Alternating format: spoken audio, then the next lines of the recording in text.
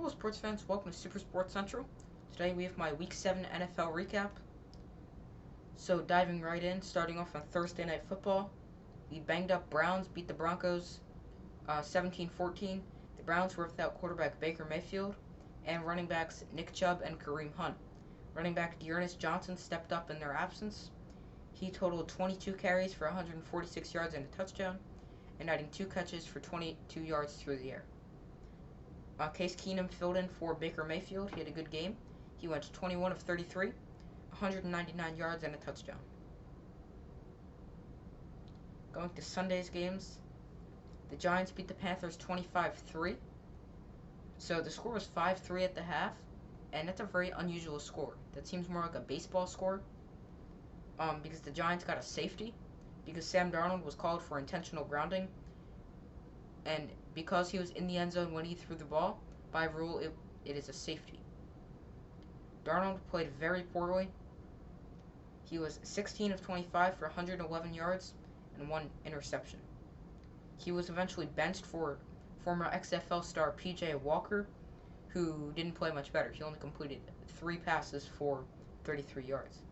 Giants quarterback Daniel Jones had an outstanding game. He went 22 of 33 for 203 yards and a touchdown. He had no turnovers, and he was channeling his inner Odell Beckham Jr. when he made a spectacular one-handed catch. The Packers beat the Washington football team 24-10.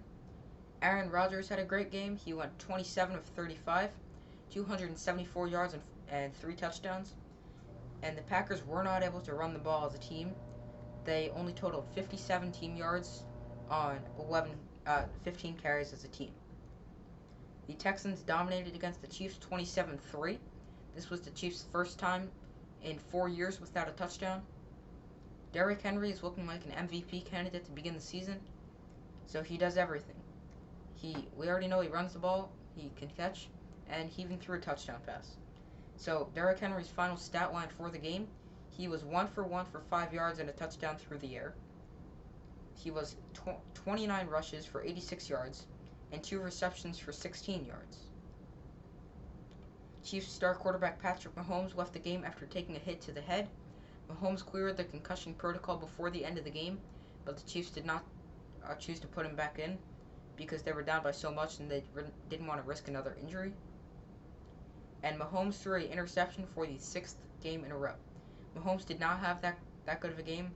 20 of 35, 206 yards, and a touchdown. An interception. The Falcons beat the Dolphins 30-28 on a walk-off field goal. Matt Ryan had an outstanding game. He went 25 of 40 for 336 yards, 2 touchdowns, and a pick. 4th overall pick Kyle Pitts had an amazing game. 7 receptions, 163 yards. And Calvin Ridley was active for the game. So, in the game against London was also a breakout game. And people were saying it's just because Calvin Ridley's not there, he's their top target. But no, Ridley was active for the game, and Pitt still was the leading receiver. Despite the loss, Tua Tagovailoa had a great game. 32 of 40, 291 yards, 4 touchdowns, and 2 interceptions. So despite the Dolphins playing very poorly, Tua is not the problem. He's actually been performing pretty well. The Patriots dismantled the Jets, dropping 54 points on them. The final score was 54-13. It was a horrible day for the Jets. Not only did they get absolutely crushed, but they lost 2nd overall pick Zach Wilson to a PCL injury. Mac Jones had a great game. 24 of 36, 307 yards, and 2 touchdowns. Patriots running back Damian Harris also had an outstanding game. 14 carries, 106 yards, and 2 touchdowns. The Bengals dominated with the 41-17 win over the Ravens. So I think the Bengals are showing they're ready to compete in the AFC. Joe Burrow had an outstanding game. 23 of 38 for a career-high 416 yards, 3 touchdowns, and an interception. Rookie of the Year favorite Jamar Chase also had an outstanding game. 8 receptions for 201 yards and a touchdown. The Raiders beat the Eagles 33-22. they were without star tight end Darren Waller for the game. Both running backs left the game with injuries: Josh Jacobs for the Raiders and Miles Sanders for the Eagles.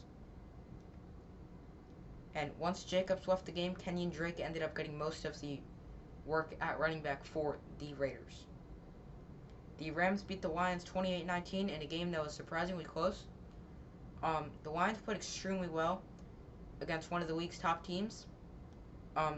They pulled off a fake punt that was successful, and they had a surprise onside kick, which was also successful.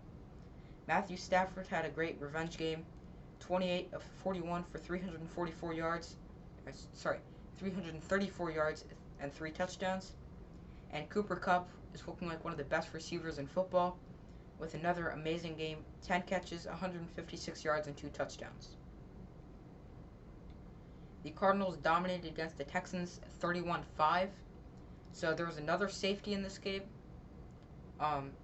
So the score when the Texans got the safety, it made it 2-0, which is more of like a baseball or hockey score.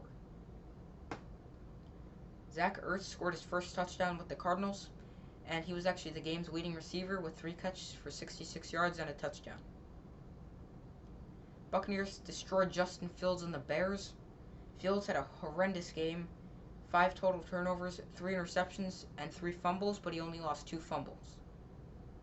Tom Brady became the first quarterback ever to throw 600 touchdown passes, and wide receiver Mike Evans did not realize it, and he gave the ball into the stands, but after some great negotiating,